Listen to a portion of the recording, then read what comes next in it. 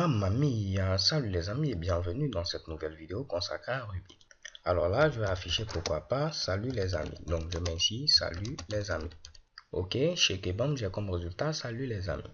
Supposons que je souhaite afficher à nouveau salut les amis. Donc je vais utiliser les flèches directionnelles en haut et en bas, salut les amis.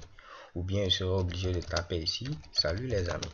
Ok, vous pouvez voir que cela va devenir un peu fatigant, même si je peux faire également un copier-coller.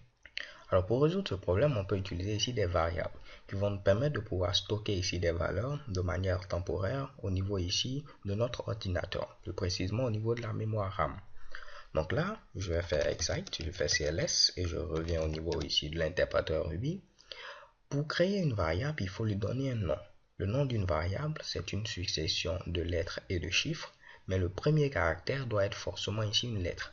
C'est-à-dire, je peux appeler ma variable nom. C'est un bon nom de variable qui est tout à fait valide, mais je ne peux pas avoir un nom de variable de nom, puisque le nom de ma variable doit commencer forcément par une lettre. Or, ce Mitsubishi là commence par un chiffre, donc il n'est donc pas valide.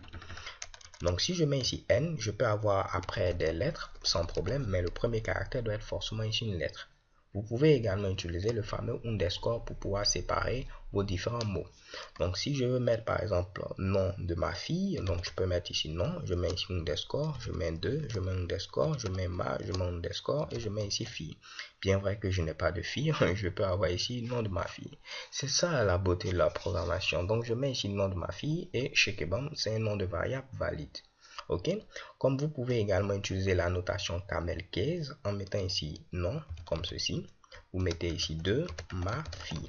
Donc la notation camel case, c'est la notation dos de chameau. À chaque nouveau mot, vous mettez la première lettre en majuscule. Donc je commence toujours par une lettre minuscule parce que vous allez le voir plus tard lorsqu'on va faire les classes, c'est là-bas qu'on utilise généralement des lettres majuscules. Donc nos noms de variables vont commencer par une lettre et généralement une lettre minuscule. Et là, vu que j'ai un nouveau mot 2, je mets ici le D majuscule, ma, le M majuscule et famille. C'est tout à fait lisible. Je pouvais également écrire nom de ma famille avec ici des underscores. Cela allait également fonctionner. Donc ce que je vais faire, je vais déclarer une variable que je vais appeler tout simplement var1. Donc je mets ici var1 et je vais stocker comme valeur tout simplement 3. Donc si je valide, je viens de mettre ici 3 au niveau d'une boîte qui a pour nom ici var1. Je déclare une autre variable var2 et je vais mettre ici comme valeur ici 5. Donc au niveau ici de var2, c'est une autre boîte dans laquelle j'ai mis ici comme valeur ici 5. Donc après, vous pouvez faire tout ce qu'on a vu jusque là. Je peux par exemple afficher var1 plus var2. Donc je mets ici puts, je mets ici var1 et je mets ensuite plus var2. Qu'est-ce qui va se passer? Je demande à afficher var1 plus var2.